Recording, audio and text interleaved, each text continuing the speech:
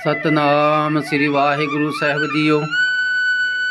सतनाम श्री वाहिगुरु साहिब जीओ। डंडौत बंदन अनकवार सर्व कला समरथ। डोलन ते राखो प्रभु नानक दे कर हथ। बहुत जन बिछरे थे माधो यह जन्म तुम्हारे लेखे। कह रविदास आस लग जीवो चिर भैओ दर्शन देखे। भूख तुखार ना व्यापी कंठ मिलिया हर नाहो। मन वेद्या चरणार बिंद दर्शन लगड़ा साहो। गुरु रूप प्यारी साध संगत जीओ, मगर महीने विच पति परमात्मा की संगत अते उस दे मेल मिलाप विच सुख प्रगट कीता सी, परंतु आसां विच ही बतीत हो गया। जद पोह दा महीना चढ़िया तो उसकी तेज सर्दी तो बचन वास्ते पति परमात्मा का खास होना पास होना जरूरी है, क्योंकि पोह की दंद खड़काऊ ठंड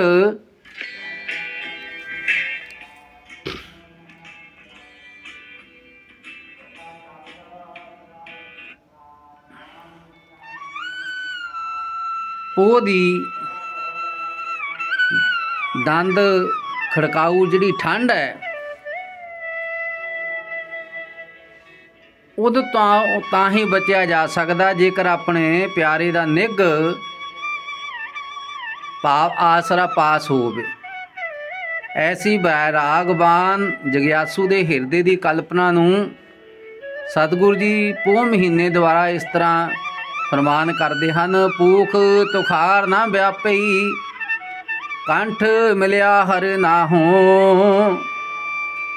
ते सतगुरु गुरु अर्जन देव महाराज सच्चे पातशाह फरमान करते हैं, पोह महीने की ठंडी सर्दी उन्होंने नहीं लगती जिन्हां दे गल विच हरी पति मिलिया है, जिन्हां दे गले दे नाल हरी परमात्मा मिलिया है।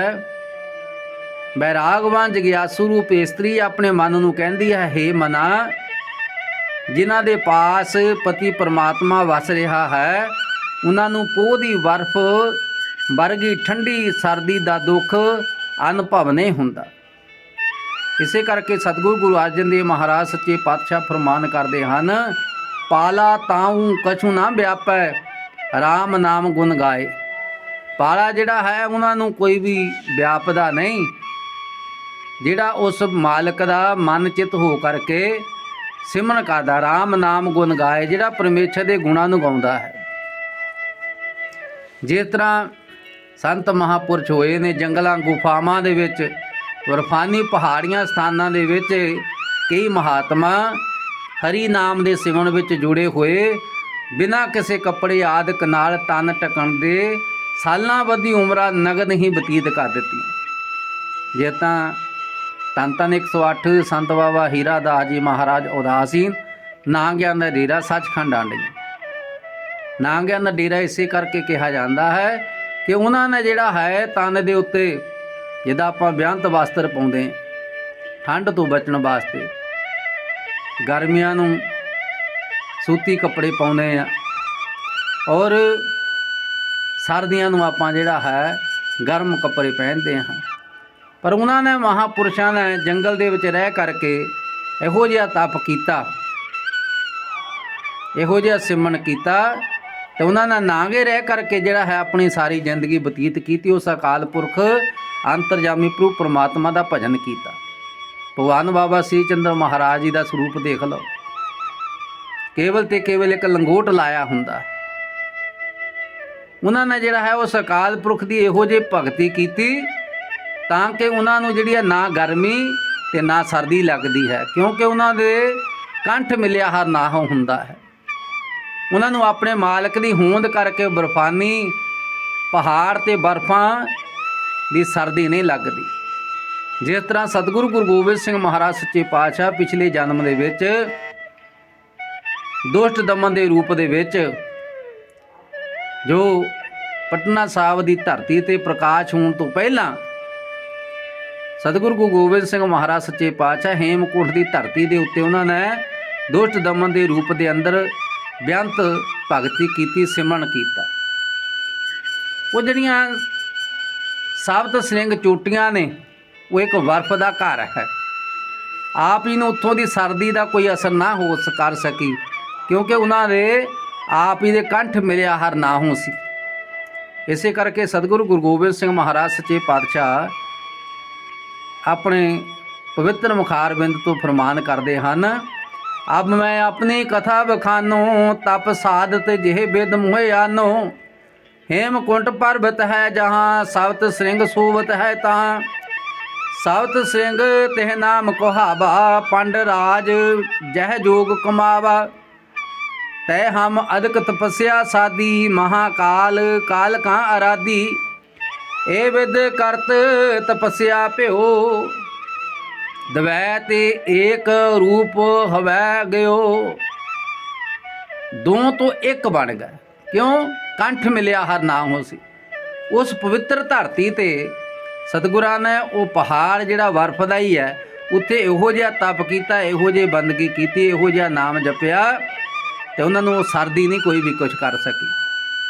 ਧੰਨ ਧੰਨ ਬਾਬਾ ਹਰੀਦਾਸ ਜੀ ਮਹਾਰਾਜ 83 ਸਾਲ ਦੀ ਉਮਰ ਦੇ ਵਿੱਚ ਹੇਮਕੁੰਟ ਦੀ ਧਰਤੀ ਤੇ ਗਏ ਔਰ ਉਹਨਾਂ ਨੇ ਸੰਗਤਾਂ ਜਦੋਂ ਆਉਣੀਆਂ ਜਾਂ ਅਸੀਂ ਕੋਲ ਬੈਠੇ ਹੋਣਾ ਤਾਂ ਉਹਨਾਂ ਨੇ ਹੇਮਕੁੰਟ ਜਦੋਂ ਗਏ ਉਹਨਾਂ ਨੇ ਫਿਰ ਉਹ ਸਾਰੀ ਜਿਹੜੀ ਆ ਵਿਆਖਿਆ ਦੱਸਣੀ।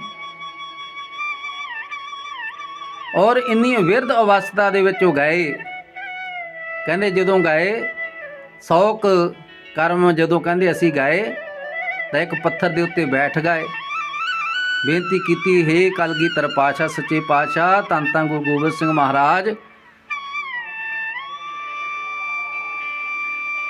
ਆਪ ਗੁਰੂ ਪੁਰਸ਼ਾਂ ਦਾ ਫਰਮਾਨ ਹੈ ਕਿ ਗੁਰੂ ਜਿਹੜਾ ਹੈ 20 ਵਿਸਵੇ ਹੈ, 21 ਵਿਸਵੇ ਸੰਗਤ ਹੈ। ਸਤਿਗੁਰੂ ਜੀ ਵਿਰਧ ਅਵਸਥਾ ਹੈ, ਦਾਸ ਤੋਂ ਇੱਥੇ ਪਹੁੰਚਿਆ ਨਹੀਂ ਜਾਣਾ, ਇੰਨੀ ਜਿਹੜੀ ਹੈ ਸਿੱਧੀ ਚੜ੍ਹਾਈ ਹੈ।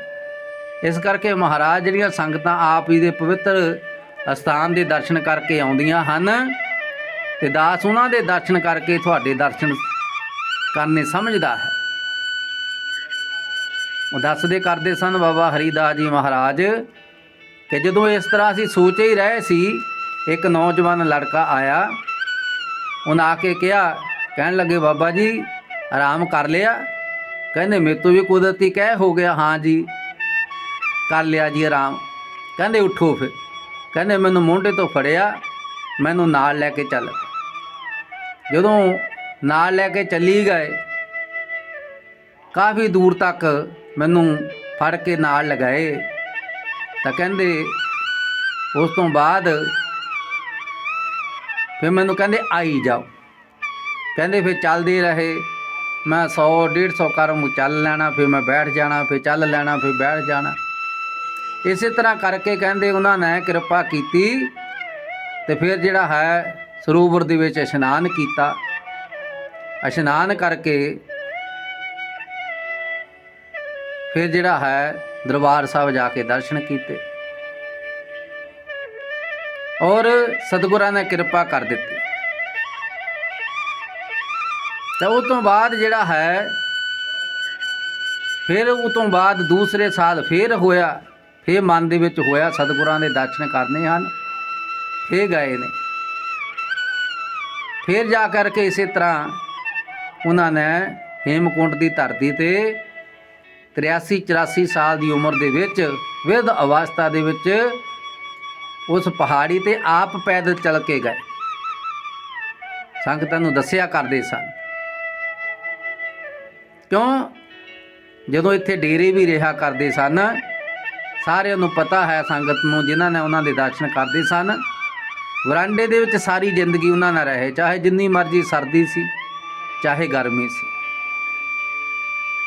ਅਸੀਂ ਜਿਹੜਾ ਹੈ ਦਰਵਾਜ਼ੇ ਬੰਦ ਕਰਕੇ ਹੀਟਰ ਲਾ ਕੇ ਸੌਂਦੇ ਹਾਂ ਸਾਧ ਸੰਗਤ ਜੀ, ਪਰ ਸਾਧੂ ਮਹਾਂਪੁਰਸ਼ ਉਹ ਸੌਂ ਕਰਕੇ ਜੀਵਨ ਬਤੀਤ ਨਹੀਂ ਕਰਦੇ, ਉਹ ਪ੍ਰਮਾਤਮਾ ਦੀ ਬੰਦਗੀ ਦੇ ਵਿੱਚ ਰਹਿ ਕਰਕੇ ਜੀਵਨ ਨੂੰ ਬਤੀਤ ਕਰਦੇ। ਔਰ ਇਹੋ ਜਿਹਾ ਉਹਨਾਂ ਨੇ ਤਪ ਕੀਤਾ, ਇਹੋ ਜਿਹਾ ਸਿਮਰਨ ਕੀਤਾ, ਜੀਵਨ ਕਾਲ ਦੇ ਵਿੱਚ ਉਹਨਾਂ ਨੇ ਸਤਿਗੁਰਾਂ ਦੇ ਦਰਸ਼ਨ ਦੀਦਾਰ ਪ੍ਰਾਪਤ ਕੀਤੇ। ਸਤਿਗੁਰੂ ਫਿਰ ਜਦੋਂ ਬਾਣੀ 'ਚ ਫਰਮਾਨ ਹੈ, ਚਰਨ ਸਨ ਗੁਰ ਏਕ ਪੈਂਡਾ ਜਾਏ ਚੱਲ, ਸਤਿਗੁਰ ਕੋਟ ਪੈਂਡਾ ਆਗੇ ਲੈ ਕੋਈ ਲੇਤ ਹੈ। ਕਹਿੰਦੇ ਜਦੋਂ ਆਪਾਂ ਇੱਕ ਕਦਮ ਚੱਲਦੇ ਹਾਂ ਤਾਂ ਸਤਿਗੁਰ ਜਿਹੜਾ ਹੈ ਕਰੋੜਾਂ ਕਦਮ ਸਾਨੂੰ ਲੈਣ ਆਉਂਦਾ ਹੈ, ਪਰ ਸਾਡੇ ਕੋਲ ਇੱਕੋ ਹੀ ਕਦਮ ਹੀ ਨਹੀਂ ਪੱਟਿਆ ਜਾਂਦਾ। ਜਿਨ੍ਹਾਂ ਨੇ ਪੱਟਿਆ ਹੈ ਤੇ ਸਤਿਗੁਰਾਂ ਨੇ ਆਪ ਵੀ ਆਪਣੇ ਦਰਸ਼ਨ ਕਰਾਏ। ਜਿਸ ਤਰ੍ਹਾਂ ਸਤਿਗੁਰੂ ਗੁਰੂ ਨਾਨਕ ਦੇਵ ਮਹਾਰਾਜ ਸੱਚੇ ਪਾਤਸ਼ਾਹ ਜੀ ਕਰਤਾਰਪੁਰ ਰਾਵੀ ਦੇ ਨਿਵਾਸ ਦੇ ਸਮੇਂ ਸਵਾ ਪੈ ਰਾਤ ਰਹਿੰਦੀ ਹੋਏ ਦਿਨ ਚੜ੍ਹੇ ਤੱਕ ਰਾਵੀ ਦੇ ਵਗਦੇ ਪਾਣੀ ਵਿੱਚ ਖੜੇ ਹੋ ਕੇ ਸਿਮਰਨ ਕਰਿਆ ਕਰਦੇ ਸਨ। ਆਪ ਨਾਰਾਇਣ ਕਲਾ ਧਰ ਜਗ ਮੈਂ ਪਰਵਰਿਓ, ਅਕਾਲ ਪੁਰਖ ਦਾ ਰੂਪ ਸਨ, ਪਰ ਉਹਨਾਂ ਨੇ ਸੰਸਾਰ ਦੇ ਵਿੱਚ ਆ ਕਰਕੇ ਫਿਰ ਵੀ ਬੰਦਗੀ ਕੀਤੀ ਔਰ ਆਪਣੇ ਵਸਤਰ ਸੰਭਾਲ ਕੇ ਸ਼੍ਰੀ ਲਹਿਣਾ ਜੀ ਨੂੰ ਦੇ ਦੇਣੇ। ਰਾਵੀ ਦੇ ਕੰਢੇ ਦੇ ਉੱਤੇ ਉਹਨਾਂ ਨੇ ਬੈਠ ਜਾਣਾ। ਇੱਕ ਦਿਨ ਪੋਹ ਦੇ ਮਹੀਨੇ ਦੇ ਵਿੱਚ, ਮਹੀਨੇ ਦੀ ਗੱਲ ਹੈ ਕਿ ਜਿਹੜਾ ਹੈ ਉਹਨਾਂ ਨੇ ਆਪਣੇ ਗਲ ਜਿਹੜੇ ਵਸਤਰ ਜਿਹੜੇ ਨੇ ਉਹ ਲਾਹ ਕਰਕੇ ਜਿਹੜਾ ਹੈ ਉਹ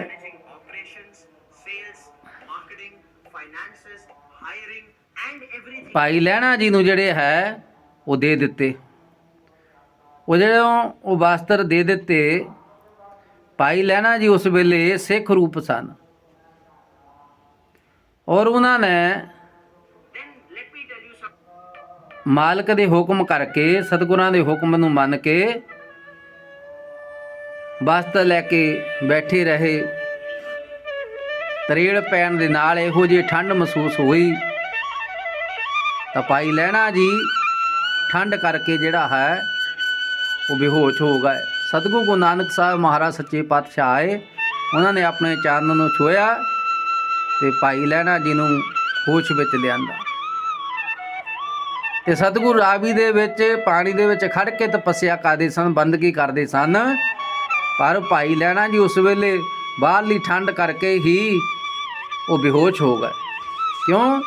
ਗੁਰੂ ਨਾਨਕ ਦੇਵ ਮਹਾਰਾਜ ਸੱਚੇ ਪਾਤਸ਼ਾਹ ਕੰਠ ਮਿਲਿਆ ਹਰ ਨਾਹੋਂ, ਉਹ ਹਰ ਸਮੇਂ ਜਿਹੜਾ ਹੈ ਪਰਮਾਤਮਾ ਦੀ ਬੰਦਗੀ ਦੇ ਵਿੱਚ, ਹਰ ਸਮੇਂ ਪਰਮੇਸ਼ਰ ਦੇ ਸਿਮਰਨ ਦੇ ਵਿੱਚ ਰਹਿੰਦੇ ਸਨ। ਉਹਨਾਂ ਨੂੰ ਉਹ ਠੰਡ ਜਿਹੜੀ ਹੈ ਕੁਝ ਨਹੀਂ ਕਰ ਸਕੀ।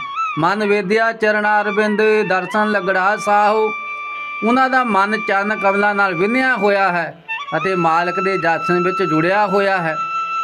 ਐਸੀਆਂ ਜਗਿਆਸੂ ਰੂਪ ਇਸਤਰੀਆਂ ਜਿਨ੍ਹਾਂ ਦੇ ਹਿਰਦੇ ਦੇ ਵਿੱਚ ਹਰੀਪਤੀ ਵਸ ਰਿਹਾ ਹੈ, ਉਹਨਾਂ ਦੀ ਲਿਵ ਬਿਰਤੀ ਉਸ ਦੇ ਚਰਨ ਕਮਲਾਂ ਵਿੱਚ ਲੱਗੀ ਰਹਿੰਦੀ ਹੈ ਤੇ ਉਹਨਾਂ ਨੂੰ ਪ੍ਰਤੱਖ ਦਰਸ਼ਨ ਪ੍ਰਾਪਤ ਹੁੰਦੇ ਆ।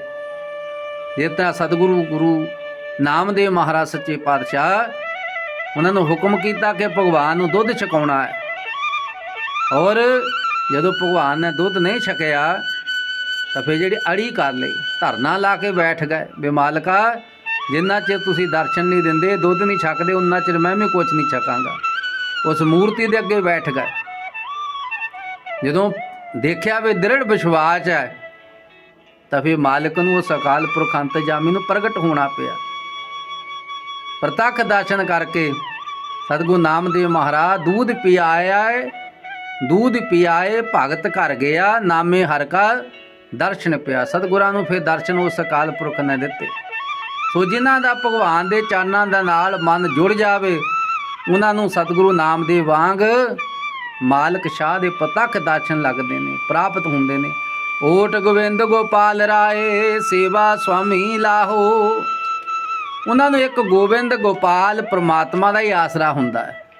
ਉਹ ਭਟਕਦੇ ਨਹੀਂ, ਉਹ ਸਤਿਗੁਰਾਂ ਤੇ ਆਸਰਾ ਰੱਖਦੇ ਨੇ, ਸਤਿਗੁਰਾਂ ਦੀ ਓਟ ਲੈਂਦੇ ਨੇ ਅਤੇ ਆਪਣੇ ਸੁਆਮੀ ਦੀ ਸੇਵਾ ਦਾ ਲਾਭ ਪ੍ਰਾਪਤ ਕਰਦੇ ਨੇ।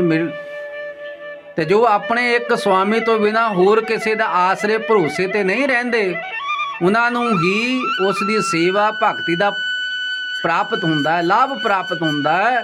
ਪਰੰਤੂ ਜਿਹੜੇ ਦੁਚਿੱਤੇ ਹੋ ਜਾਂਦੇ ਨੇ, ਉਸ ਦੀ ਭਗਤੀ ਕਰਦੇ ਹਨ, ਉਹਨਾਂ ਨੂੰ ਉਸ ਦਾ ਲਾਭ ਪ੍ਰਾਪਤ ਨਹੀਂ ਹੁੰਦਾ। ਕਿਉਂ? ਸਤਿਗੁਰੂ ਗੁਰੂ ਮਹਾਰਾਜ ਸੱਚੇ ਪਾਤਸ਼ਾਹ 331 ਅੰਗ ਤੇ ਗੁਰੂ ਗ੍ਰੰਥ ਸਾਹਿਬ ਮਹਾਰਾਜ ਦੀ ਪਵਿੱਤਰ ਬਾਣੀ ਵਿੱਚ ਫਰਮਾਨ ਕਰਦੇ ਨੇ, ਦੋ ਚਿੱਤੇ ਕੀ ਦੋਏ ਥੂਨ ਗਰਾਨੀ ਮੋਹ ਬਲੇਡਾ ਟੂਟਾ। ਦੋ ਚਿੱਤੇ ਦੀ ਦੁਚਿੱਤੇ ਕੀ ਦੋਏ ਥੂਨ ਗਰਾਨੀ ਮੋਹ ਬਲੇਦਾ ਟੂਟਾ। ਚਿੱਤ ਦੀਆਂ ਦੋ ਬੇਤੀਆਂ ਵਾਲੇ ਦੀਆਂ ਪਰਮੇਸ਼ਰ ਪਾਸ ਤੇ ਸੰਸਾਰ ਪਾਸੇ ਜਿਹੜੀ ਹੈ ਬਿਰਤੀ ਹੈ ਉਹ ਠੰਮੀਆਂ ਡਿੱਗ ਜਾਂਦੀਆਂ ਨੇ। ਮੂੰਹ ਦਾ ਵਤੀਰਾ ਜਿਹੜਾ ਹੁੰਦਾ ਹੈ, ਸਤੀਰ ਜਿਹੜਾ ਹੈ, ਪਰਿਵਾਰ ਵੀ ਟੁੱਟ ਗਿਆ। ਭਾਵ ਦੁਚਿੱਤੇ ਦੀ ਕੋਈ ਵੀ ਗੱਲ ਸਿਰੇ ਨਾ ਚੜੀ, ਨਾ ਮਾਲਕ ਨੂੰ ਮਿਲ ਸਕੇ ਨਾ ਪਰਿਵਾਰ ਨੂੰ ਚਲਾ ਸਕੇ। ਵਿਖਿਆ ਪੋਹੇ ਨਾ ਸਕੇ ਮਿਲ ਸਾਧੂ ਗੁਣ ਗਾਹੋ। ਉਹਨਾਂ ਨੂੰ ਵਿਕਾਰ ਅਸਰ ਨਹੀਂ ਕਰ ਸਕਦੇ ਜੋ ਸੰਤ ਜਨਾਂ ਨਾਲ ਮਿਲ ਕੇ ਹਰੀ ਦੇ ਗੁਣ ਗਾਇਨ ਕਰਦੇ ਹਨ। ਸੰਤ ਜਨਾਂ ਨਾਲ ਮਿਲ ਕੇ ਤਥਾ ਸਤ ਸੰਗਤ ਕਰਕੇ ਪ੍ਰਮਾਤਮਾ ਦੇ ਗੁਣ ਗਾਉਣ ਦੇ ਨਾਲ ਮਨ ਦੇ ਵਿਕਾਰ, ਮਲ, ਵਿਖੇਪ, ਆਵਰਣ ਆਦਿਕ ਦੂਰ ਹੋ ਜਾਂਦੇ ਹਨ ਅਤੇ ਮਨ ਨੂੰ ਵਿਸ਼ੇ ਵਿਕਾਰ ਰੂਪੀ ਜ਼ਹਿਰ ਜਿਸ ਨੂੰ ਗ੍ਰਹਿਣ ਕਰਕੇ ਮਨ ਪਰਮਾਤਮਾ ਵੱਲੋਂ ਮਰ ਜਾਂਦਾ ਹੈ, ਅਸਰ ਨਹੀਂ ਕਰ ਸਕਦੀ। ਪਰਮਾਤਮਾ ਦੇ ਭਜਨ ਸਿਮਰਨ ਨਾਲ ਮਨ ਸਦਾ ਵਿਸ਼ੇ ਵਿਕਾਰਾਂ ਤੋਂ ਨਿਰਮਲ ਤੇ ਜੀਵਤ ਭਾਵ ਵਿੱਚ ਸਥਿਰ ਰਹਿੰਦਾ ਹੈ। ਹਉਮੈ ਮਾਇਆ ਵਿਖ ਹੈ ਮੇਰੀ ਜਿੰਦੜੀਏ, ਅੰਮ੍ਰਿਤ ਵਿਖ ਲਹਿ ਜਾਏ ਰਾਮ। ਮਨ ਸੁੱਕਾ ਹਰਿਆ ਹੋਇਆ ਮੇਰੀ ਜਿੰਦੜੀਏ, ਹਰ ਹਰ ਨਾਮ ਧਿਆਏ ਰਾਮ। ਜਦੋਂ ਮਾਲਕ ਦਾ ਨਾਮ ਧਿਆਇਆ, ਗੁਰ ਕੀ ਮੂਰਤ ਮਨ ਮੈਂ ਧਿਆਨ, ਗੁਰ ਕੇ ਸ਼ਬਦ ਮੰਤਰ ਮਨ ਮਾਂ। ਜਦੋਂ ਗੁਰੂ ਦੇ ਸ਼ਬਦ ਦਾ ਅਭਿਆਸ ਕੀਤਾ ਫਿਰ ਜਿਹੜਾ ਮਨ ਸੁੱਕਾ ਹੁੰਦਾ ਹਰਿਆ ਹੋ ਜਾਂਦਾ। ਮਾਲਕ ਦੀ ਜਿਹੜੀ ਪ੍ਰੀਤ ਜਾਗ ਜਾਂਦੀ ਹੈ, ਪ੍ਰਮਾਤਮਾ ਦੀ ਕਿਰਪਾ ਹੋ ਜਾਂਦੀ ਹੈ। ਜੈ ਤੇ ਉਪਜੀ ਤੈ ਮਿਲੀ ਸੱਚੀ ਪ੍ਰੀਤ ਸਮਾਹੋ।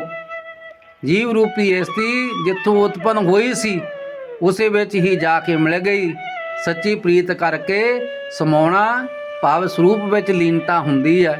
ਬੇਕਾਰਾਂ ਦੀ ਮੈਲ ਤੋਂ ਨਿਰਮਲ ਹੋ ਜਾਣ ਕਰਕੇ ਇਹ ਜਗਿਆਸੂ ਰੂਪ ਇਸਤਰੀ ਜਿਸ ਜੋਤ ਸਰੂਪ ਵਿੱਚੋਂ ਪੈਦਾ ਹੋਈ ਸੀ ਅੰਤ ਉਸੀ ਦੇ ਵਿੱਚ ਹੀ ਲੀਨ ਹੋ ਗਈ। ਕਰ ਗਏ ਲੀਨੀ ਪਾਰ ਬ੍ਰਹਮ ਬਹੁ ਨ ਵਿਛੜਿਆ ਹੋ। ਜਿਸ ਨੂੰ ਪ੍ਰਮਾਤਮਾ ਨੇ ਹੱਥ ਫੜ ਕੇ ਆਪਣੀ ਕਰ ਲਿਆ ਹੈ ਉਹ ਫਿਰ ਉਸ ਨਾਲ ਉਹ ਵਿਛੜਦੀ ਨਹੀਂ। ਜਿਹੜੀ ਜੀਵ ਰੂਪੀ ਇਸਤਰੀ ਆਪਣੇ ਪਤੀ ਪ੍ਰਮਾਤਮਾ ਦੇ ਨਾਲ ਸੱਚੀ ਪ੍ਰੀਤ ਕਰਦੀ ਹੈ ਉਸ ਨੂੰ ਉਹ ਬੁੱਧੀ ਰੂਪੀ ਬਾਂਹ ਤੋਂ ਫੜ ਕੇ ਆਪਣੀ ਕਰ ਲੈਂਦਾ ਹੈ ਅਤੇ ਫਿਰ ਆਪਣੇ ਨਾਲੋਂ ਵਿਛੋੜਦਾ ਨਹੀਂ। ਸਾ ਤਨ ਰੰਡ ਨਾ ਵੈਸੇ ਹੀ ਜੇ ਸਤਿਗੁਰ ਮਾਹੇ ਸਮਾਏ, ਫਿਰ ਰਸਾਲੂ ਨੌਤ ਨੂੰ ਸਾਚੋ ਮਰੇ ਨਾ ਜਾਏ। ਸਤਿਗੁਰੂ ਗੁਰੂ ਨਾਨਕ ਦੇਵ ਮਹਾਰਾਜ ਸੱਚੇ ਪਾਤਸ਼ਾਹ ਫਰਮਾਨ ਕਰਦੇ ਹਨ ਸ੍ਰੀ ਰਾਗ ਦੇ ਅੰਦਰ, ਵਾਰ ਜਾਓ ਲਖ ਵੇਰੀਆ ਹਰ ਸੱਜਣਾ ਗਮ ਅਗਾਹੋ। ਤੇ ਸਤਿਗੁਰੂ ਗੁਰੂ ਅਰਜਨ ਦੇਵ ਪਾਤਸ਼ਾਹ ਕਹਿੰਦੇ ਮੈਂ ਲੱਖ ਵੇਰੀਆਂ, ਲੱਖ ਵੇਰ, ਲੱਖ ਵਾਰ ਬਲਿਹਾਰ ਜਾਂਦਾ ਹਾਂ ਉਸ ਮਨ ਬਾਣੀ ਦੇ ਪਹੁੰਚ ਤੋਂ ਪਰੇ ਅਥਾਹ ਹਰੀ ਸੱਜਣ ਤੋਂ। ਉਸ ਮਾਲਕ ਤੋਂ ਮੈਂ ਬਲਿਹਾਰ ਜਾਂਦਾ ਹਾਂ, ਕੁਰਬਾਨ ਜਾਂਦਾ ਹਾਂ। ਜੇ ਕਬੀਰ ਬਾਂਹ ਫੜ ਕੇ ਫਿਰ ਵਿਛੋੜਦਾ ਨਹੀਂ, ਉਹ ਅਥਾਹ ਤੇ ਮਨ ਦੀ ਪਹੁੰਚ ਤੋਂ ਪਰੇ ਪ੍ਰਮਾਤਮਾ ਮਿੱਤਰ ਤੋਂ ਲੱਖਾਂ ਵੇਰ ਸੱਦ ਕੇ ਤੇ ਕੁਰਬਾਨ ਜਾਈਏ। ਸਰਮ ਪਈ ਨਾਰਾਇਣ ਨਾਨਕ ਦਰ ਪਈ ਆਹੋ। ਸਤਿਗੁਰੂ ਗੁਰੂ ਅਰਜਨ ਦੇਵ ਮਹਾਰਾਜ ਸੱਚੇ ਪਾਤਸ਼ਾਹ ਫਰਮਾਨ ਕਰਦੇ ਹਨ ਕਿ ਉਸ ਦੇ ਦਰ ਉੱਤੇ ਪਿਆਂ ਦੀ ਲਾਜ ਪੈਂਦੀ ਹੈ।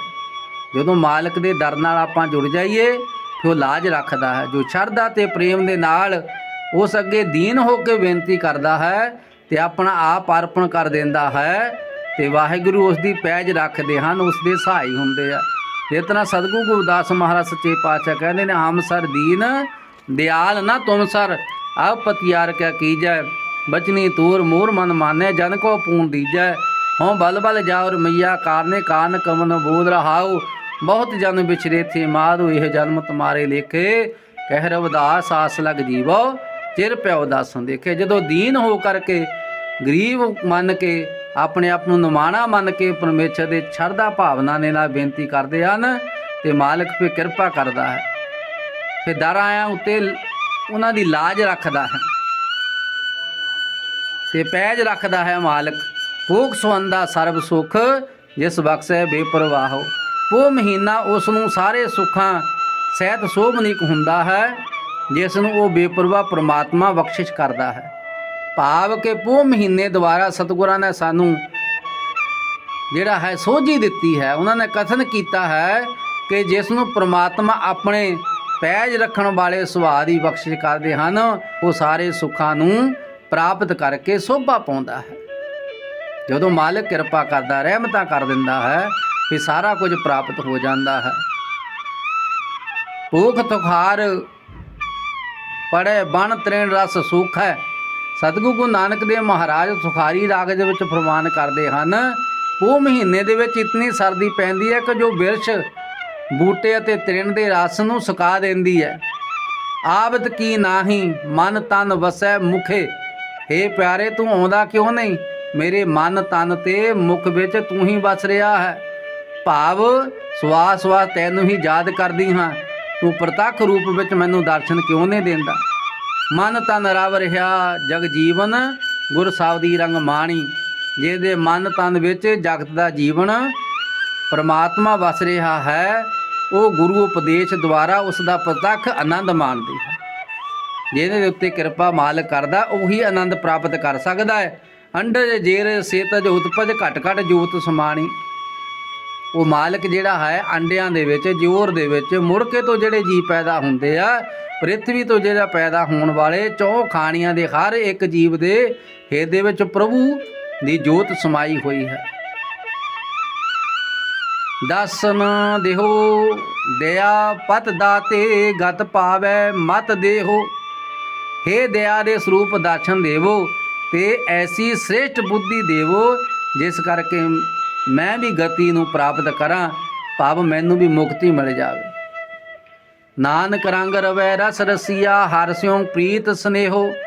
ਸਤਿਗੁਰੂ ਗੁਰੂ ਨਾਨਕ ਦੇਵ ਮਹਾਰਾਜ ਸੱਚੇ ਪਾਤਸ਼ਾਹ ਫਰਮਾਨ ਕਰਦੇ ਆ, ਜਿਸ ਦੀ ਹਰੀ ਪਤੀ ਨਾਲ ਪ੍ਰੀਤੀ ਤੇ ਪ੍ਰੇਮ ਹੈ, ਉਹ ਉਸ ਦੇ ਪ੍ਰੇਮ ਵਿੱਚ ਪ੍ਰੇਮੀ ਹੋ ਕੇ ਆਨੰਦ ਲੁੱਟਦਾ ਹੈ। ਜਿਹਦੀ ਉਸ ਮਾਲਕ ਦੇ ਨਾਲ ਪ੍ਰੀਤ ਹੈ, ਜਿਹਦਾ ਉਸ ਮਾਲਕ ਨਾਲ ਪ੍ਰੇਮ ਹੈ, ਉਹ ਉਸ ਦੇ ਪ੍ਰੇਮ ਵਿੱਚ ਪ੍ਰੇਮੀ ਹੋ ਕੇ ਆਨੰਦ ਨੂੰ ਪ੍ਰਾਪਤ ਕਰਦਾ ਹੈ। ਜਿੰਨਾ ਚਿਰ ਆਪਾਂ ਮਾਲਕ ਦੇ ਨਾ ਬਣੀਏ, ਉਨਾ ਚਿਰ ਜਿਹੜਾ ਹੈ ਅਸੀਂ ਆਨੰਦ ਪ੍ਰਾਪਤ ਨਹੀਂ ਕਰ ਸਕਦੇ। ਅਸੀਂ ਜਿਹੜਾ ਹੈ ਮਾਇਆ ਦੇ ਸੁੱਖਾਂ ਦੇ ਵਿੱਚ, ਜੀਵਨ ਦੇ ਸੁੱਖਾਂ ਦੇ ਵਿੱਚ, ਤਨ ਦੇ ਸੁੱਖਾਂ ਦੇ ਵਿੱਚ ਆਪਾਂ ਪਏ ਹੋਏ ਹਾਂ।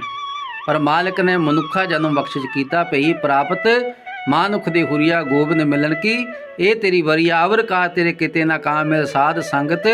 ਭਜ ਕੇਵਲ ਨਾਮ ਭਜੋ ਗੋਬਿੰਦ ਭੂਲ ਮਤ ਜਾਹੋ। ਮਾਨਸ ਜਨਮ ਕਾ ਇਹੀ ਲਾਹੋ। ਜੇ ਅਸੀਂ ਮਨੁੱਖ ਜਨਮ ਦੇ ਵਿੱਚ ਉਸ ਮਾਲਕ ਦੀ ਤਪੱਸਿਆ ਕਰਦੇ ਹਾਂ, ਬੰਦਗੀ ਕਰਦੇ ਹਾਂ, ਸਿਮਰਨ ਕਰਦੇ ਹਾਂ, ਨਾਮ ਜਪਦੇ ਹਾਂ, ਤਾਂ ਹੀ ਆਪਾਂ ਮਨੁੱਖ ਹਾਂ। ਕਿਉਂਕਿ ਪਾਤਸ਼ਾਹ ਬਾਣੀ 'ਚ ਫਰਮਾਨ ਕਰਦੇ ਗੁਰੂ ਅਰਜਨ ਦੇਵ ਮਹਾਰਾਜ, 84 ਲੱਖ ਜੂਨੋਂ ਪਾਈ ਮਾਨਸ ਕੋ ਪ੍ਰਭ ਦੀ ਵਡਿਆਈ। ਇਸ ਪੌੜੀ ਤੇ ਜੋ ਨਰ ਚੁਕੇ ਆਏ ਜਾਏ ਦੁੱਖ ਪਾਏਂਦਾ। ਜੇ ਮਨੁੱਖਾ ਜਨਮ ਮਾਲਕ ਨੇ ਕਿਰਪਾ ਕਰਕੇ ਸਾਡੇ ਤੇ ਰਹਿਮਤਾਂ ਕੀਤੀਆਂ, ਸਾਨੂੰ ਇਸ ਮਨੁੱਖਾ ਜਨਮ ਪ੍ਰਾਪਤ ਹੋ ਗਿਆ, ਤੇ ਜਿਹੜਾ ਹੈ ਤੇ ਅਸੀਂ ਸਿਮਰਨ ਕਰਾਂਗੇ, ਬੰਦਗੀ ਕਰਾਂਗੇ। ਜੇ ਤਾਂ ਸਤਿਗੁਰੂ ਕਹਿੰਦੇ ਸਿਮਰੋ ਸਿਮਰ ਸਿਮਰ ਸੁਖ ਪਾਵੋ, ਤੇ ਕਲ ਕਲੇਸ਼ ਤਨ ਮਾਹੇ ਮਟਾਵੋ। ਜੇ ਆਪਾਂ ਸਿਮਰਨ ਕਰਾਂਗੇ, ਬੰਦਗੀ ਕਰਾਂਗੇ, ਸਿਮਰਨ ਕਰਾਂਗੇ, ਤਾਂ ਹੀ ਸਾਡੇ ਜਿਹੜੇ ਹੈ ਤਨ ਮਨ ਦੇ ਜਿਹੜੇ ਆ ਕਲੇਸ਼ ਜਿਹੜੇ ਖਤਮ ਹੋ ਸਕਦੇ, ਤਾਂ ਹੀ ਦੁੱਖ ਜਿਹੜੇ ਹੈ ਉਹ ਦੂਰ ਹੋ ਸਕਦੇ ਹੈ। ਤੇ ਅਸੀਂ ਜਿਹੜਾ ਹੈ ਮਾਇਆ ਦੇ ਵਿੱਚੋਂ ਸੁੱਖ ਲੱਭਦੇ ਹਾਂ। ਅਸੀਂ ਜਿਹੜਾ ਹੈ ਤਨ ਦੇ ਸੁੱਖਾਂ ਦੇ ਉੱਤੇ ਪਏ ਹੋਏ ਆ। ਪਰ ਮਾਲਕ ਕਿਰਪਾ ਕਰੇ ਤੇ ਅਸੀਂ ਜਿਹੜਾ ਉਸ ਮਾਲਕ ਦੀ ਬੰਦਗੀ ਕਰਨ ਲੱਗ ਜਾਈਏ, ਨਾਮ ਜਪਣ ਲੱਗ ਜਾਈਏ, ਤੇ ਸਾਡਾ ਜਿਹੜਾ ਜੀਵਨ ਸਫਲ ਹੋ ਜਾਏਗਾ। ਦੁਨੀਆ ਸੰਸਾਰ ਦੇ ਵਿੱਚ ਵੱਡੇ ਵੱਡੇ ਰਾਜੇ ਹੋਏ ਨੇ, ਬਾਦਸ਼ਾਹ ਹੋਏ ਨੇ, ਪਰ ਉਹਨਾਂ ਨੂੰ ਕੋਈ ਯਾਦ ਨਹੀਂ ਕਰਦਾ। ਗੁਰੂ ਰਵਿਦਾਸ ਮਹਾਰਾਜ ਸੱਚੇ ਪਾਤਸ਼ਾਹ 646 ਸਾਲ ਪਹਿਲਾਂ ਆਏ ਔਰ 495 ਸਾਲ ਇਸ ਮਾਤਲੋਕ ਦੀ ਧਰਤੀ ਤੇ ਗਿਆਨ ਹੋ ਗਏ, ਪਰ ਉਹਨਾਂ ਨੂੰ ਕੋਈ ਭੁੱਲਿਆ ਨਹੀਂ। ਸਤਿਗੁਰੂ ਗੁਰੂ ਨਾਨਕ ਦੇਵ ਮਹਾਰਾਜ 554 ਸਾਲ ਪਹਿਲਾਂ ਆਏ ਔਰ 484 ਸਾਲ ਗਿਆਨ ਹੋ ਗਏ, ਪਰ ਉਹਨਾਂ ਨੂੰ ਕੋਈ ਭੁੱਲਿਆ ਨਹੀਂ। ਜਿਸ ਤਰ੍ਹਾਂ ਇਹ ਦਸੰਬਰ ਦਾ ਮਹੀਨਾ ਚੱਲ ਰਿਹਾ ਹੈ, ਪੋਹ ਦਾ ਇਹ ਮਹੀਨਾ ਅੱਜ ਸ਼ੁਰੂ ਹੋਇਆ ਹੈ। ਵੱਡੇ ਸਾਹਿਬਜ਼ਾਦੇ, ਛੋਟੇ ਸਾਹਿਬਜ਼ਾਦੇ, ਮਾਤਾ ਗੁਜਰੀ ਜੀ, 40 ਮੁਕਤੇ, ਕਿੰਨੇ ਸਿੰਘ ਜਿਹੜੇ ਆ ਸ਼ਹੀਦ ਹੋ ਗਏ, ਜਿਨ੍ਹਾਂ ਨੇ ਗੁਰੂਆਂ ਦੀ ਸੇਵਾ ਕੀਤੀ ਹੈ, ਸਾਹਿਬਜ਼ਾਦਿਆਂ ਦੀ ਸੇਵਾ ਕੀਤੀ ਹੈ, ਮੋਤੀ ਮਹਿਰਾ ਵਰਗਿਆਂ ਨੇ ਸੇਵਾ ਕੀਤੀ ਹੈ, ਬੀਬੀ ਸ਼ਰਨ ਕੌਰ ਵਰਗਿਆਂ ਨੇ ਸੇਵਾ ਕੀਤੀ ਹੈ। ਉਹਨਾਂ ਨੂੰ ਦੁਨੀਆ ਤੇ ਸੰਸਾਰ ਸਾਰਾ ਯਾਦ ਕਰਦਾ। ਉਹਨਾਂ ਨੂੰ ਕੋਈ ਭੁੱਲ ਸਕਦਾ ਹੈ? ਉਹ ਦੁਨੀਆ ਦੇ ਸੰਸਾਰ ਦੇ ਵਿੱਚ ਆਏ ਪਰ ਉਹ ਗਏ ਨਹੀਂ। ਉਹਨਾਂ ਨੂੰ ਅੱਜ ਵੀ ਯਾਦ ਕੀਤਾ ਜਾਂਦਾ ਹੈ।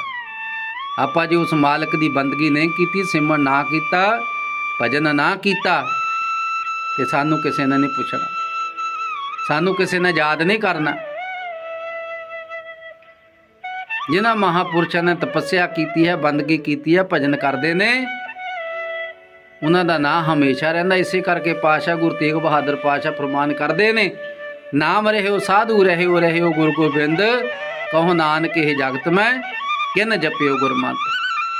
ਜਿਨ੍ਹਾਂ ਨੇ ਵੀ ਉਸ ਮਾਲਕ ਦੀ ਬੰਦਗੀ ਕੀਤੀ ਹੈ, ਜਿਨ੍ਹਾਂ ਸੰਤਾਂ ਮਹਾਂਪੁਰਸ਼ਾਂ ਨੇ ਭਗਤੀ ਕੀਤੀ ਹੈ, ਸਿਮਰਨ ਕੀਤਾ ਹੈ, ਧੰਨ ਧੰਨ ਬਾਬਾ ਹੀਰਾ ਦਾਸ ਮਹਾਰਾਜ, ਧੰਨ ਧੰਨ ਬਾਬਾ ਪ੍ਰੇਮਦਾਸ ਮਹਾਰਾਜ, ਧੰਨ ਧੰਨ ਬਾਬਾ ਟਹਿਲ ਦਾਸ ਮਹਾਰਾਜ, ਧੰਨ ਧੰਨ ਬਾਬਾ ਆਨੰਦ ਦਾਸ ਜੀ ਮਹਾਰਾਜ, ਧੰਨ ਧੰਨ ਬਾਬਾ ਗਿਆਨ ਦਾਸ ਜੀ ਮਹਾਰਾਜ, ਧੰਨ ਧੰਨ ਬਾਬਾ ਹਰੀਦਾਸ ਜੀ ਮਹਾਰਾਜ, ਧੰਨ ਧੰਨ ਮਾਤਾ ਦੀਪੂ ਜੀ ਮਹਾਰਾਜ, ਧੰਨ ਧੰਨ ਬਾਬਾ ਹਰੀਦਾਸ ਮਹਾਰਾਜ 9 ਜੁਲਾਈ 2016 ਨੂੰ ਉਹ ਸੱਚਖੰਡ ਜਾ ਬਰਾਜੇ। ਆਪਾਂ ਉਹਨਾਂ ਦੇ ਦਰਸ਼ਨ ਕਰਦੇ ਰਹੇ ਹਾਂ। 96 ਸਾਲ ਦੀ ਉਮਰ ਦੇ ਵਿੱਚ ਕੋਈ ਬਿਮਾਰੀ ਨਹੀਂ ਸੀ। ਇਹੋ ਜਿਹਾ ਤਪ ਕੀਤਾ, ਇਹੋ ਜਿਹੀ ਬੰਦਗੀ ਕੀਤੀ। ਔਰ ਜਦੋਂ ਵੀ ਉਹਨਾਂ ਦੇ ਦਰਸ਼ਨ ਕਰਨੇ ਜਾਂ ਉਹਨਾਂ ਨੇ ਗੁਰਬਾਣੀ ਦਾ ਗੁਟਕਾ ਸਾਹਿਬ ਬੈਠਿਆਂ ਨਾਲ ਪੜ੍ਹਦੇ ਹੋਣਾ, ਬਾਣੀ ਪੜ੍ਹਦੇ ਹੋਣਾ, ਔਰ ਜਾਂ ਮਾਲਾ ਤੇ ਜਦੋਂ ਉਹਨਾਂ ਨੇ ਲੰਮੇ ਪੈ ਜਾਣਾ ਤੇ ਫਿਰ ਮਾਲਾ ਦੇ ਨਾਲ ਉਹਨੇ ਫਿਰ ਭਜਨ ਕਰੀ ਜਾਣਾ। ਸਵਾਸ ਸਵਾਸ ਸਿਮਰਨ ਕੀਤਾ। ਇਸੇ ਕਰਕੇ ਕਹਿੰਦੇ, ਜਿਨ੍ਹਾਂ ਸਾਸ ਗਰਾਸ ਨਾ ਵਿਸਰੈ, ਹਰ ਨਾਮਾ ਮਨ ਮੰਤ, ਧਨ ਸਈ ਨਾਨਕਾ ਪੂਰਨ ਸੋਈ ਸੰਤ। ਜਿਹੜਾ ਸਾਸ ਗਰਾਸ ਭਗਤੀ ਕਰਦਾ ਹੈ ਉਹੀ ਪੂਰਨ ਸਾਧੂ ਹੈ। ਉਹ ਮਾਲਕ ਨੂੰ ਹਮੇਸ਼ਾ ਹੀ ਯਾਦ ਰੱਖਦੇ ਨੇ, ਉਹ ਮਾਲਕ ਦੀ ਹਮੇਸ਼ਾ ਭਗਤੀ ਕਰਦੇ ਨੇ, ਉਹਦੀ ਯਾਦ ਦੇ ਵਿੱਚ ਜੁੜੇ ਰਹਿੰਦੇ ਨੇ, ਉਹਦੇ ਭਾਣੇ ਦੇ ਵਿੱਚ ਰਹਿੰਦੇ ਨੇ। ਤੇ ਜਿਹੜੇ ਉਸ ਮਾਲਕ ਦੇ ਭਾਣੇ ਦੇ ਵਿੱਚ ਰਹਿੰਦੇ ਨੇ, ਉਹ ਜੀਵਨ ਨੂੰ ਸਫਲਾ ਕਰਕੇ ਚਲੇ ਜਾਂਦੇ ਨੇ। ਤੇ ਜਿਹੜੇ ਅਸੀਂ ਲੋਕ ਹਾਂ, ਅਸੀਂ ਭਾਣੇ ਦੇ ਵਿੱਚ ਨਹੀਂ ਰਹਿੰਦੇ। ਸਾਨੂੰ ਦੁੱਖ ਆ ਗਿਆ ਤਾਂ ਵੀ ਅਸੀਂ ਕਰ ਲਾਉਂਦੇ ਹਾਂ, ਜੇ ਸਾਨੂੰ ਸੁੱਖ ਆ ਗਿਆ ਫਿਰ ਉਸ ਮਾਲਕ ਨੂੰ ਭੁੱਲ ਜਾਂਦੇ ਹਾਂ। ਰਾਜ ਦੇਤਾ ਕਿਆ ਵਡਾਈ, ਭੀਖ ਮੰਗਾਵੇ ਕਿਆ ਘਟ ਜਾਈ। ਸਤਿਗੁਰੂ ਨਾਮਦੇਵ ਮਹਾਰਾਜ ਕਹਿੰਦੇ, ਜੇ ਤੂੰ ਸਾਨੂੰ ਭੀਖ ਮੰਗਣ ਲਾ ਦੇਵੇਂ ਤਾਂ ਸਾਡਾ ਕੀ ਘਟ ਜਾਣਾ, ਜੇ ਤੂੰ ਸਾਨੂੰ ਰਾਜ ਪਦਵੀ ਦੇ ਦਿੱਤੀ ਤਾਂ ਸਾਡਾ ਕੀ ਵੱਧ ਜਾਣਾ। ਅਸੀਂ ਤੇਰਾ ਹੀ ਸਿਮਰਨ ਕਰਨਾ, ਤੇਰੀ ਭਗਤੀ ਕਰਨੀ ਹੈ, ਤੇਰਾ ਹੀ ਨਾਮ ਜਪਣਾ। ਸਤਿਗੁਰੂ ਗੁਰਦਾਸ ਮਹਾਰਾਜ ਕਹਿੰਦੇ, ਕਰ ਬੰਦਗੀ ਛਾੜ ਮੈਂ ਮੇਰਾ ਹਿਰਦਾ ਨਾਮ ਸਮਾਰ ਸਵੇਰਾ। ਬੰਦਗੀ ਕਰਨ ਵਾਸਤੇ ਕਿਹਾ, ਸਿਮਰਨ ਕਰਨ ਵਾਸਤੇ ਕਿਹਾ, ਨਾਮ ਜਪਣ ਵਾਸਤੇ ਕਿਹਾ। ਤੇ ਸਤਿਗੁਰੂ ਗੁਰੂ ਨਾਨਕ ਸਾਹਿਬ ਮਹਾਰਾਜ ਸੱਚੇ ਪਾਤਸ਼ਾਹ ਜੀ ਨੇ ਕਿਹਾ, ਕਿਰਤ ਕਰੋ ਵੰਡ ਛਕੋ ਨਾਮ ਜਪੋ। ਕਿਰਤ ਕਰੋ ਨਾਮ ਜਪੋ ਵੰਡ ਛਕੋ। ਸੱਚੀ ਸੁੱਚੀ ਦਸਾਂ ਨੌਹਾਂ ਦੀ ਕਿਰਤ ਕਰਨੀ, ਔਰ ਜ਼ਰੂਰਤਮੰਦ ਨੂੰ ਜਿਹੜੀ ਹੈ ਜ਼ਰੂਰਤ ਉਹਦੀ ਪੂਰੀ ਕਰਨੀ। ਇਹ ਨਹੀਂ ਵੀ ਆਪ ਰੱਜ ਪੁੱਜ ਕੇ ਪੈ ਗਏ, ਸੌਂ ਗਏ, ਤੇ ਗੁਆਂਢੀ ਭਾਵੇਂ ਭੁੱਖਾ ਹੀ ਹੋਵੇ। ਇਸ ਕਰਕੇ ਜਿਹੜਾ ਹੈ ਵੰਡ ਕੇ ਛਕਣਾ ਹੈ, ਔਰ ਹਮੇਸ਼ਾ ਸਰਬੱਤ ਦਾ ਭਲੇ ਨੂੰ ਮੰਗਣਾ ਹੈ। ਕਿਸੇ ਦਾ ਬੁਰਾ ਨਹੀਂ ਮਚਾਉਣਾ, ਕਿਸੇ ਦਾ ਬੁਰਾ ਨਹੀਂ ਕਰਨਾ। ਦੁਨੀਆ ਦੇ ਸੰਸਾਰ ਦੇ ਵਿੱਚ ਜਿਨ੍ਹਾਂ ਨੇ ਉਸ ਮਾਲਕ ਦੀ ਬੰਦਗੀ ਕੀਤੀ ਹੈ, ਭਜਨ ਕੀਤਾ, ਸਿਮਰਨ ਕੀਤਾ, ਉਹ ਭਵ ਸਾਗਰ ਤੋਂ ਪਾਰ ਹੋ ਗਏ। ਸਤਿਗੁਰਾਂ ਨੇ ਮਨੁੱਖਾ ਜਨਮ ਸਾਨੂੰ ਬਖਸ਼ੇ ਕੀਤਾ ਹੈ। 84 ਲੱਖ ਜੂਨ ਨੂੰ ਆਪਾਂ ਘੁੰਮਦੇ ਘਮਾਉਂਦੇ ਆਏ ਹਾਂ। ਇਸ ਕਰਕੇ ਹੁਣ 84 ਲੱਖ ਦਾ ਆਖਰੀ ਡੰਡਾ ਹੈ। ਇਹ ਤੇਰੀ ਅਵਸਰ, ਇਹ ਤੇਰੀ ਵਾਰ, ਕਤ ਪੀਤ ਤੂੰ ਦੇਖ ਵਿਚਾਰ। ਇਹ ਵਾਰੀ ਸਾਨੂੰ ਮਿਲੀ ਹੈ, ਇਸ ਵਾਰੀ ਨੂੰ ਆਪਾਂ ਸਫਲੀ ਕਰ ਲਈਏ, ਇਹਨੂੰ ਸਿਮਰਨ ਕਰ ਲਈਏ। तो ਜਿਹੜੀਆਂ ਸੰਗਤਾਂ ਸੰਤਾਂ ਬਾਬਾ ਹੀਰਾ ਦਾਸ ਮਹਾਰਾਜ, ਸਤਿਗੁਰੂ ਗੁਰੂ ਗ੍ਰੰਥ ਸਾਹਿਬ ਮਹਾਰਾਜ ਸੱਚੇ ਪਾਤਸ਼ਾਹ ਜੀ ਦੀ ਗੋਦ ਦੇ ਵਿੱਚ ਬੈਠੀਆਂ ਹਨ, ਆਨੰਦ ਪ੍ਰਾਪਤ ਕਰ ਰਹੀਆਂ, ਸਾਰੀਆਂ ਸੰਗਤਾਂ ਨੂੰ ਸਤਿਗੁਰੂ ਨਾਮਦਾਨ ਬਖਸ਼ੇ ਕੰਨ। ਸਾਰੀਆਂ ਸੰਗਤਾਂ ਨੂੰ ਸੰਤ ਕਾ ਮਾਰਗ ਧਾਰਮਿਕ ਪੌੜੀ ਕੋ ਵਡ ਭਾਗੀ ਪਾਏ, ਦਾ ਸਰੀਰ ਮਾਰਗ ਬਖਸ਼ੇ ਕੰਨ। और ਜਿਹੜੀਆਂ ਸੰਗਤਾਂ ਨੇ ਨੈੱਟ ਦੇ ਥਰੂ ਇਹ 12 ਮਾਹਾਂ ਦਾ ਪਾਠ ਦੀ ਕਥਾ ਸਰਵਣ ਕਰਨੀ ਹੈ। ਸਤਿਗੁਰੂ ਉਹਨਾਂ ਦੇ ਵੀ ਕਾਰਜ ਰਾਸ ਕਰੇ ਤੇ ਉਹਨਾਂ ਦੇ ਵੀ ਰਹਿਮਤਾਂ ਦਾ ਪ੍ਰਕਾਸ਼ ਕਰੇ, ਦੁੱਖਾਂ ਕਲੇਸ਼ਾਂ ਦਾ ਨਾਸ਼ ਕਰੇ। ਆਉਣ ਵਾਲਾ ਸਮਾਂ ਖੁਸ਼ੀਆਂ ਖੇੜਿਆ ਰਹਿਮਤਾਂ ਵਾਲਾ ਬਖਸ਼ੇ ਕਰੇ। ਸਤਿਗੁਰੂ ਸਦਾ ਰਹਿਮਤਾਂ ਬਖਸ਼ੇ ਕਰਨ, ਅਸੀਂ ਉਹਦੇ ਬਣ ਜਾਈਏ ਤੇ ਮਾਲਕ ਫਿਰ ਆਪਣਾ ਬਣਾ ਲੈਂਦਾ ਹੈ। ਇਸ ਕਰਕੇ ਸਦਾ ਹੀ ਮਾਲਕ ਦੇ ਚਰਨਾਂ ਦੇ ਵਿੱਚ ਅਰਦਾਸ ਕਰੀਏ, ਬੇਨਤੀ ਕਰੀਏ, ਮਾਲਕਾ ਸਦਾ ਹੀ ਆਪਣੀ ਕਿਰਪਾ ਸਾਡੇ ਤੇ ਬਰਸਾਈ ਰੱਖੀ। ਅਸੀਂ ਜਿਹੜੀ ਆ ਕਦੀ ਵੀ ਭੁੱਲੀਏ ਨਾ, ਕਦੀ ਵੀ ਅਸੀਂ ਭਟਕੇ ਨਾ, ਤੇਰੇ ਨਾਮ ਬਾਣੀ ਦੇ ਨਾਲ ਜੁੜੇ ਰਹੀਏ। ਸਤਿਗੁਰੂ ਗੁਰੂ ਗ੍ਰੰਥ ਸਾਹਿਬ ਮਹਾਰਾਜ ਸੱਚੇ ਪਾਤਸ਼ਾਹ ਕਿਰਪਾ ਕਰੋ, ਅਸੀਂ ਤੇਰੀ ਬਾਣੀ ਦੇ ਨਾਲ ਸਦਾ ਜੁੜੇ ਰਹੀਏ, ਅਸੀਂ ਕਦੀ ਵੀ ਭਟਕੇ ਨਾ। ਉਹ ਜਿਹੜੇ ਭਟਕ ਗਏ ਲੋਕ, ਜਿਹੜੇ ਗੁਰੂ ਗ੍ਰੰਥ ਸਾਹਿਬ ਮਹਾਰਾਜ ਤੋਂ ਟੁੱਟ ਗਏ ਲੋਕ, ਉਹਨਾਂ ਦੀ ਕਦੀ ਸੰਗਤ ਨਾ ਕਰਾਈ। ਜਿਹੜੀ ਤੇਰੀ ਬਾਣੀ ਪੜ੍ਹਦੇ ਨੇ, ਤੇਰਾ ਸਿਮਰਨ ਕਰਦੇ ਨੇ, ਉਹਨਾਂ ਦੀ ਹਮੇਸ਼ਾ ਸੰਗਤ ਕਰਾਈ।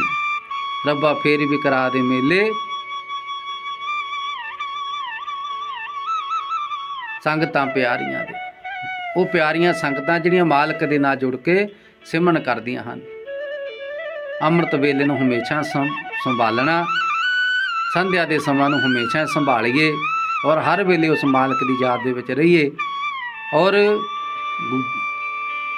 ਕੋਈ ਗਰੀਬ ਹੈ, ਕੋਈ ਜ਼ਰੂਰਤਮੰਦ ਹੈ, ਕੋਈ ਆਰਥਿਕ ਜਿਹੜਾ ਹੈ ਪਛੜਿਆ ਹੋਇਆ ਹੈ, ਉਹਦੀ ਹਮੇਸ਼ਾ ਹੀ ਆਪਾਂ ਮਦਦ ਕਰੀਏ।